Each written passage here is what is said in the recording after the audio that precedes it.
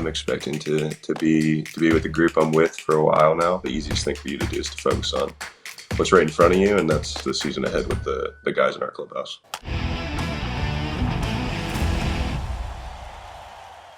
Guest time. We're excited for this one. He throws a billion. He plays for the Oakland A's. He is the most dangerous closer in baseball right now. Also, reliever of the month. He won reliever of the month. So congratulations. Hey-o! What's up? What's going on, guys? Right now on FT Live. Mason, great to have you on, man. These guys were pumped to talk to you. It was, I'm sure, as you know, the Yankees series, of course, playing New York team, and everyone's like, wait, there's a dude throwing a billion? Who is this guy? So how you doing? How's the week been? Week's been good. Good to get back home after that long trip. It was busy for me too, so enjoying being back at home and got a sweep. So ready for the weekend series now. Wait. Before any of you guys go, I got to refute what Scott said.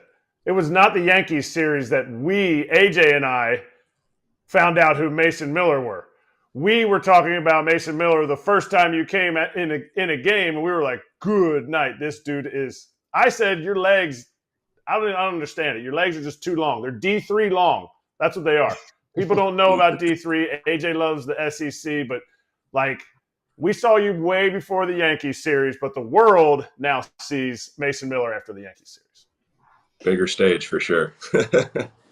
Wait, what's a bigger, better school? Waynesburg University or Eastern Mennonite University? Which one? I mean, are they rivals? Are they in the same league? I don't think they're in the same league, but I think I'd probably put them tier to tier, maybe. I don't know. Tier to tier. Well, yeah. Let's stack it up. How many big leaguers have come out of Waynesburg University? One. Definitely one. How many got drafted out of Waynesburg, though?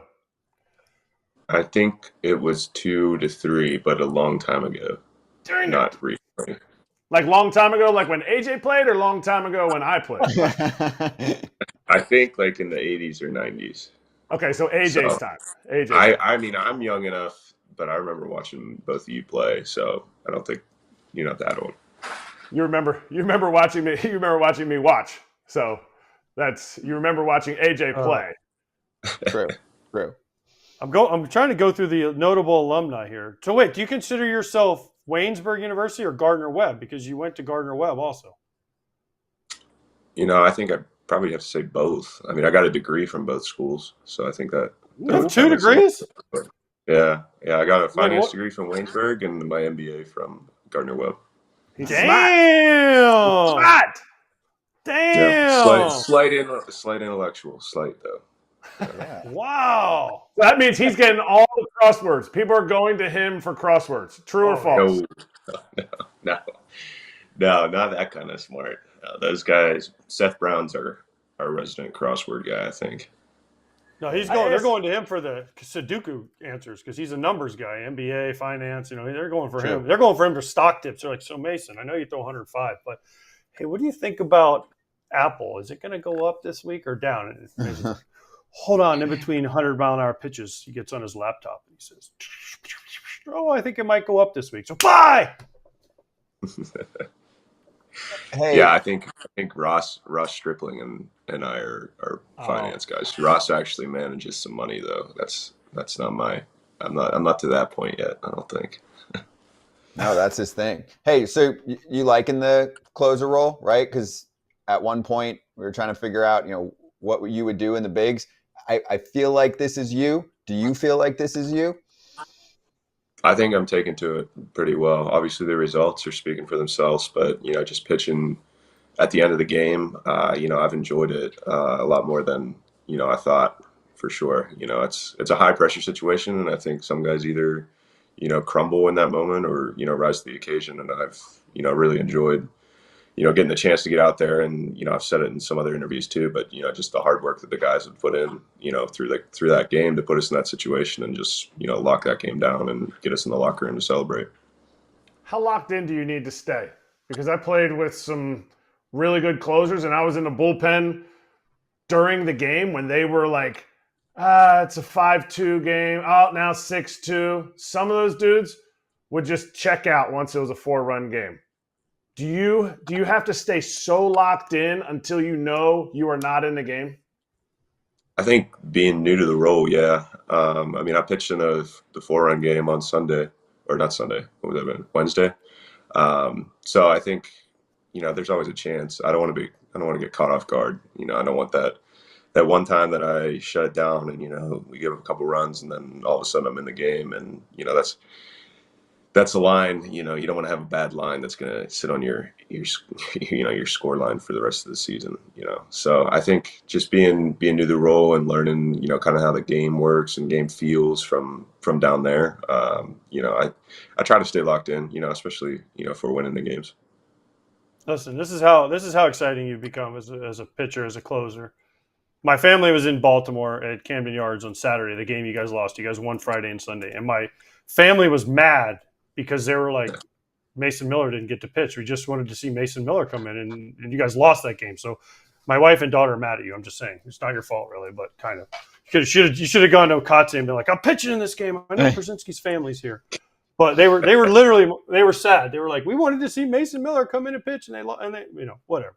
But do you have a fire walkout yet? Like I know Oakland, with Grant Balfour, they had the head banging. You were in Cam, all these places. You've seen the Giants one with Doval where he comes out to a whole thing. Like, have you thought up one yet? Because Oakland will get behind you, the people that show up.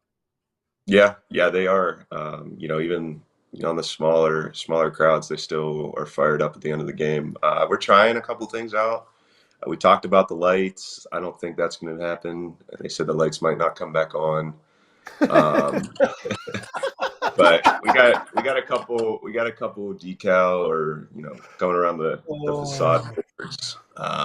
They seemed like they were kind of experimenting with something. They shut all the scoreboard lights off until I picked the ball up on the mound.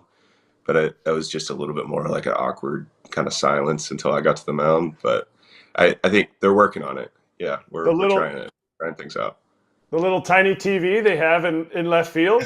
That's that scoreboard. I think they have two. They have one in left field, one up in right field. Yeah, but they got both. They went to Costco and got the two biggest TVs that Costco had, and they hung them. And they said, "Hey, these are the scoreboards." Who said?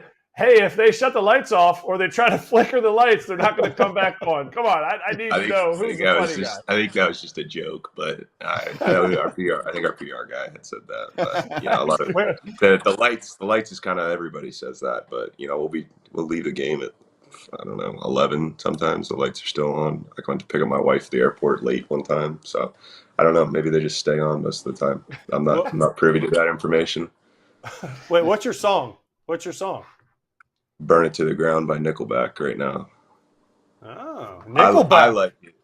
I like it. You're making Nickelback cool again. I like that. Kind of been getting mixed reviews in the clubhouse. So we've been getting some suggestions, but that's what we're rolling with right now. What suggestions? Yeah. That's nothing of note yet. Okay. Nothing that even pops into my mind, to be honest. Yeah, I love it. Do you tell them to their face? Yeah. Brutal suggestion. I mean, if they're going to tell me they don't like mine, if they come with a suggestion, it better be good, Exactly. Yeah. Dude, Nickelback and like Creed, they get all this hate from people, but they sold so many albums. I mean, Creed's on a world tour again because they came back thanks to the Texas Rangers. So, I mean, the Rangers made Creed cool again. Mason Miller is going to make Nickelback cool again because let's not forget when Nickelback and Creed came out, they were like the biggest things ever going because it was like that was when rock was cool. And people were like, oh, hell yeah, Nickelback? I mean, they came out with a bunch of songs. But, Mason, I got to ask you about one thing for sure before, we get to your diabetes, your type 1 diabetes, and how you found out. Can you share that story? Because it's pretty incredible, and I have friends that have this and have battled this. Can you share how you found out, what you do on a daily basis to fight this? For sure. Yeah. So 2018 was when I was diagnosed. It was kind of just a routine drug test I was doing for an internship that summer. And they tested my urine sample.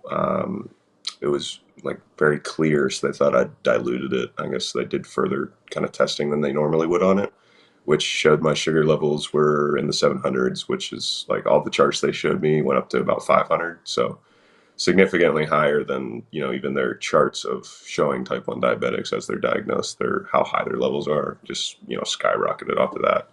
So I spent a couple days in the hospital, learned how to administer myself with insulin, use a pen and a needle.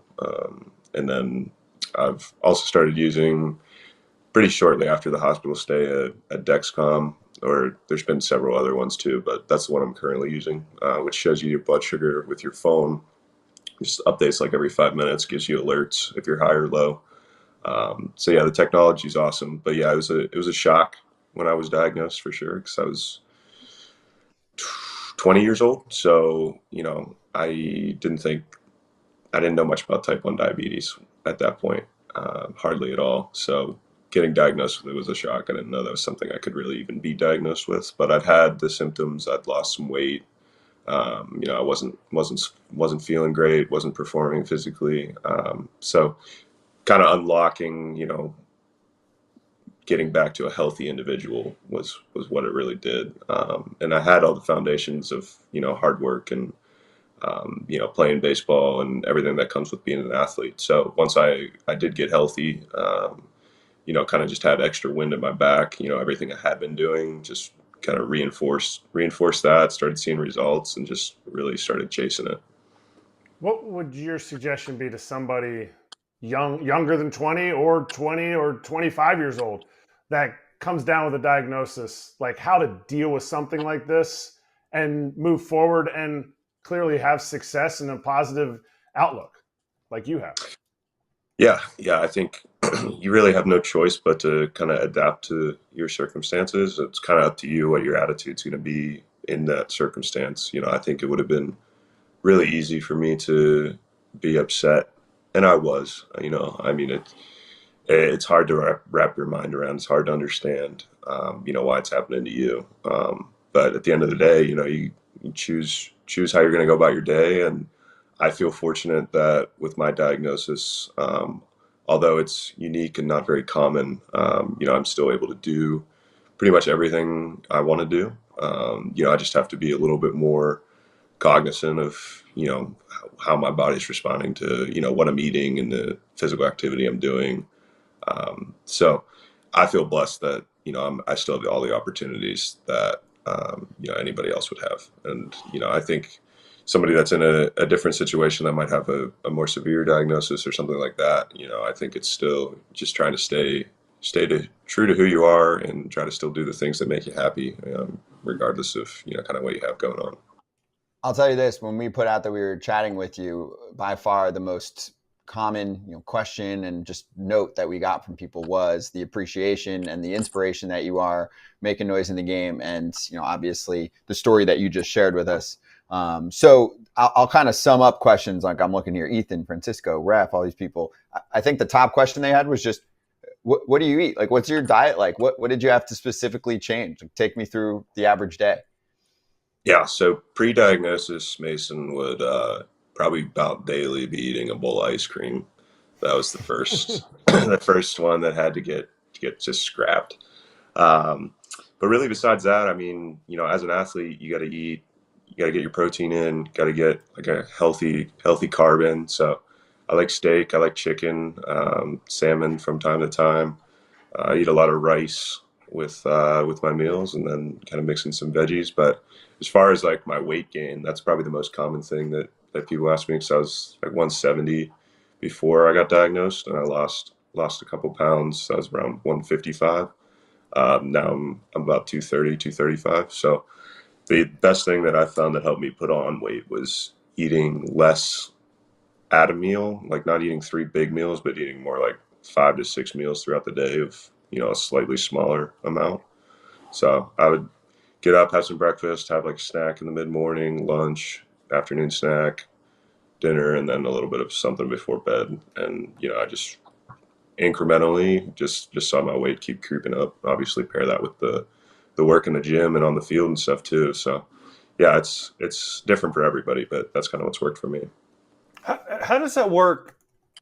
Listen, I mean, obviously I've been through big league life before, but how does that work? Like, let's say on the road, because you get your sleep in, and it's not always easy. It's changed now because the team provides more meals, but it's still hard because there's still ice cream available, there's still candy available, there's still things But like you get back to your room and let's say you're hungry and you look at the late night menu at the hotel you're in and you're like, yeah, well, there's like this, and it's usually not the greatest food health wise. So how does that work? Because for me, that was one of the hardest parts is like, how do I eat clean? Even still traveling when I do Fox games on Saturdays, like how do I eat clean or try to eat clean when I'm staying in a hotel for a week at a time or I'm up eating at midnight after a game? It just seems really hard. Yeah, it is really difficult for sure. I think some of it is, the self-discipline you have, and I think everybody has some moments of weakness. I mean, I know I do too, where some nights I'm like, I'm getting on Uber Eats and I'm getting, 15 wings or something like that. But it also kind of just depends on the city, the hotel. Some places have walkable options, some places don't. But we have so much food at the field now too that you're kind of able to like, if you're able to plan it out and have an idea of what your goal is, like that day or the next morning, it's a lot easier. But definitely just waking up and trying to figure out food, that gets a little hectic sometimes. I will say on the positive side, at least Major League food beats minor league food. So I wanted to take us to your minor league experience. Yes, you dealt with injuries. That was part of the story here. But you pitched 39 and a third total innings in the minors and then come up to the show. So is minor league training and development for some people overrated? I think it's unique to every person. I think as a hitter, I would say it's a lot more important because I think as a pitcher, sometimes you just have that stuff. You have it, and you're going to get big league hitters out. And so you can kind of jump in there and still have some success while you're learning. I think as a hitter, you kind of have to have a more refined approach because in the big leagues you get exposed. And that's not to say that a pitcher won't get exposed to the big leagues too, because that does happen. But I think with how advanced statistic and metric stuff is, you can kind of project guys a lot easier on the mound. So I think that's kind of the category I fell into. We made a lot of gains as far as mechanics, and if you look at video of me from college to when I made my debut, it's definitely simplified, and it wasn't just we threw you in there right after college type thing. I missed a lot of time with injury in 2022, but I had time in the fall league, and we kind of took it slow enough that we were able to get some good work in Arizona and stuff before I came back to finish that minor league season. Mason, with your limited quantity of innings in the minor leagues, Kratz has this thing where he says, "I'm not a grinder because I only spend 4.5, 5 years in the minor leagues." So Kratz, what would you call Mason then? I mean, he pitched 30, barely, not even 40 innings in the minor leagues, so he doesn't qualify as a grinder. He had 4 years at a Division III school. He had to buy his stock. He's a grinder. Mason, Okay. you're a grinder. That's why you are where you are. And that's why AJ stays where he stays. He's not a grinder. It's okay. It's okay, AJ. You can put in your application to be a grinder. Mason, you're a grinder. Appreciate it. I would say the same about yourself. I think everybody that plays has some sort of grind to them, but some of us just have had it a little different. That's for sure. Some guys grind. Some guys are grinders. That's what AJ can't get over, but it's okay. It's totally fine. No Mason, NIL money in D3, right? No NIL money. Mason, were you invited? Were you invited to the combine out of college? Yeah, I was. I went to the first combine. I think it was 2021. It was out of Gardner-Webb. That was the first year they did it, I believe. I'm putting it all together. That's what I'm remembering you going, because I remember hearing about. I was there. I was at the combine. I coached one of the teams, and you didn't pitch, right? I just threw like the 15 pitch, like showcase style thing. And do you think that's good? Because I remember you throwing and not throwing in the game, and everyone being like, "What?" I forget which team you were on, but all the coaches were together and the managers were together, and we were like, whoever it was that you were supposed to be on their team, like, "What? I'm not going to get him to throw? That sucks." But do you think that's good? Because we look at football, and the combine is such a huge thing. Do you think that is something that you could have upped your draft status? Did it up your draft status? And, what do you think we could improve on with the combine? Yeah, to me, I think combine, the stuff that jumps off the page, like the NFL combine, you do your dash time, do some jumps. Like it's all kind of stuff. You guys are playing football or baseball the whole year. You have time to go see them in games. And I don't know how many games they play at the combine, maybe a handful or maybe just one, but I think there's a chance that that sample size isn't super reflective. So at least for me, I threw 95 innings that season, and coming into the combine, it was more of nobody really knew how to treat it. There's the medical side of it, the sit down interviews with teams. I don't think it hurt me for sure, and I think going out and popping some numbers definitely built a little bit more excitement around me too. So maybe teams were a little bit more apt to reach for me as a fifth year senior, but I think it's really hard to quantify. I think it's a perfect situation for some guys, and I think a lot of guys have a lot to lose by going to something like that. Mason, I want to bring up one super chat from Last Dive Bar in our chat right now. They said, we're extremely proud of you. Keep making history on the mound. It's Miller time. Do you have a nickname? Did you have a nickname? Do you want a nickname? I think that stuff has to happen organically. It really hasn't happened yet. The It's Miller time kind of happened on its own. So I'm buying into it. I think Dallas actually said something the other day. He said that in a couple years, it's either going to be me on a Miller Lite can or a cease and desist letter from Miller Lite. So we'll see. We'll hope for the first one. We're going to go with option A. Hey, Miller Lite used to make great commercials, bro. Yeah. We're going to make a phone great, call. less filling ones. Those were I mean, they were before Mason was born, so I apologize. Bob Uecker and Mason Miller. Do you guys play the Brewers this year? Maybe you guys could do a Miller Lite commercial or Miller Lite just spot.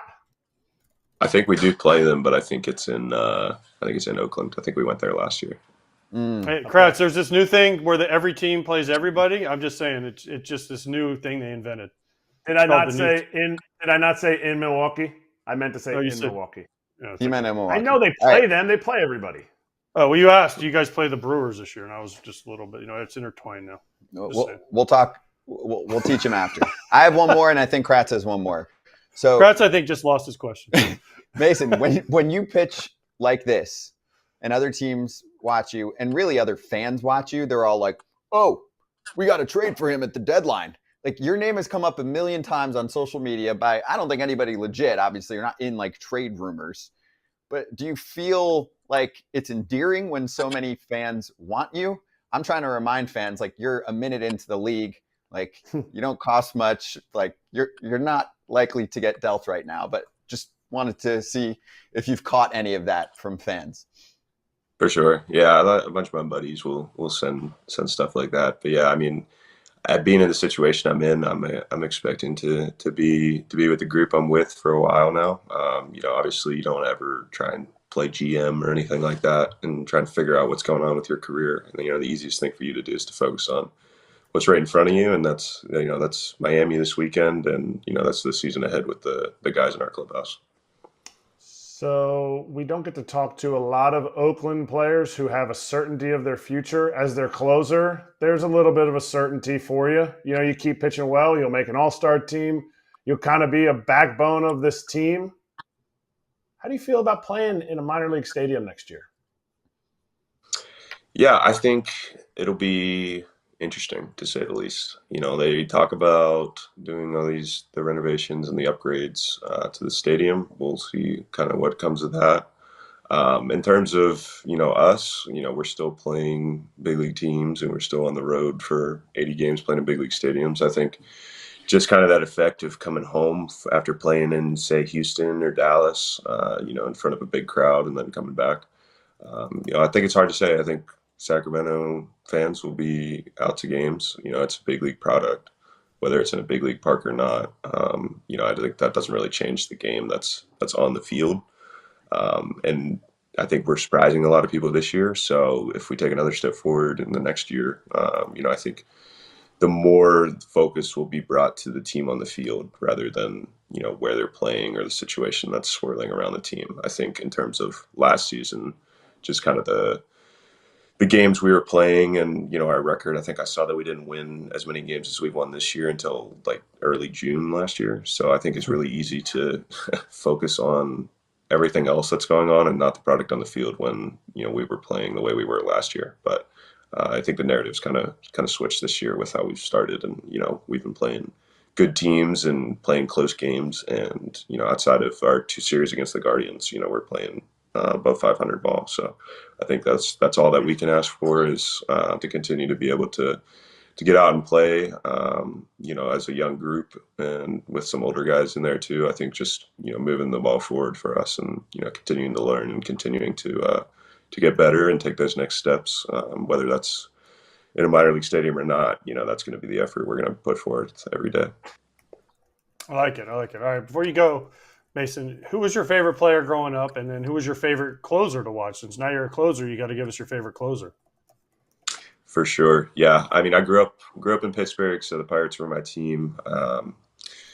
McCutcheon was probably my favorite Pirate, and we played the Cardinals a lot. So I was kind of like I don't want to say like in secret, but I was a big Albert Pujols fan. But considering how much damage he did to the Pirates, I didn't like shout that around when I went down to the games. I went to one game when I was younger. It was like I wore an Albert Pujols jersey and a Pirates hat, and all the Pirates fans gave me a hard time about it. That was the last time I did that. But he was probably my MLB idol, but McCutcheon was my favorite Pirate. Did you meet Kutch when they were just there? And did you punch him out? And we were like, hey, bro, sign my ball.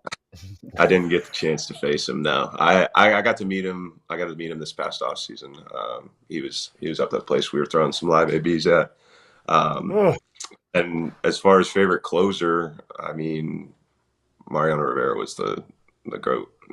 Watching him come into a game, as the other team already knew it was over when he came in. So that's got to be the answer. Mason, this was awesome. Great to have you on. Keep crushing it. We love watching what you're doing, and also the diabetes story is really inspirational. So thanks for coming on, man. We'll see you down the road. Hopefully we'll see you in Texas at the All-Star game. All right. Absolutely, guys. Appreciate you having me on. Hey, everybody. Be sure to like and subscribe for more content. We're back here every weekday, all year long, so do not miss an episode. The videos are coming in all day. Here's another video you might enjoy. Baseball the way it should be covered.